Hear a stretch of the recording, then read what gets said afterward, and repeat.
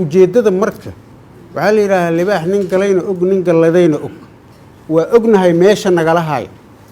waa ognahay ciddan haysato weliba waa ognahay waxay noo haysataa hataa ma moogin ciddan haysatana waa ognahay waxa nagula haystana waa ognahay waxa naloo haystana waa ognahay sharciyadna ma aha doorashona ma aha waxaan naqaano waaye laakiinse dee ma yeelaynaa in nala haysto ma yeelayno maantana ma yeelayno berrina ma yeelayno shalayna maana yeelin mana aqbalayno waxaan rabaa inaan inta baaqa uga diro dadka Soomaaliyeed oo sidaanadoo kale dulmiga nacab nabadda jecel midnimada Soomaaliya ogol wadajirka Soomaaliya ogol dalka inay doorasho ka dhacda rabo wanaag in la helo rabo arrintan dulmiga oo nagula haayo siyaasi waxgarad intaba inay ka dhiidhiyaan oo ay sheegaan dulmiga nagula haayo yaan inta ka diraaya baaqa waxaan kaloo u sheegayaa dadka reer koonfur galbeed dibadii gudaba meeshay joogaan mas-uuliyaddii aan noo dhiibteen oo aan gudanay oo la rabo in nagula dulmiyo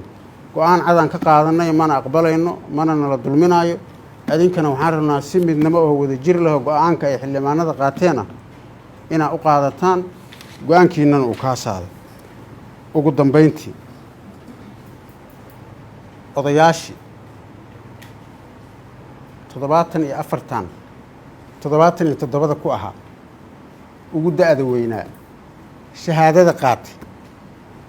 oo message-ka adinka la idiin soo diray loo soo diray oo wixii 20 sano naloo sheegi jiray loo sheegay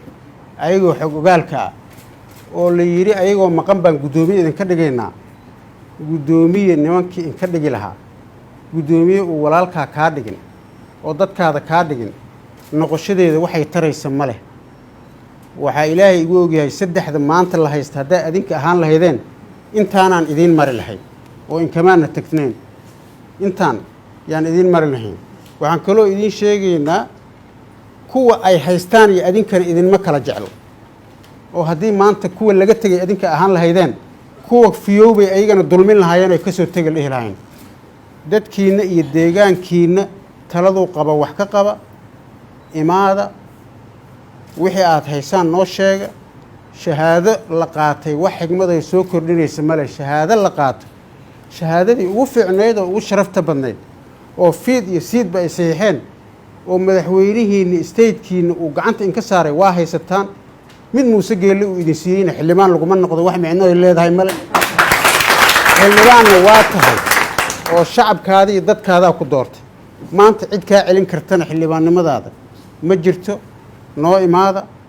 taladiina ku soo noqda deegaankiina ku soo noqda dadkiina ku soo noqda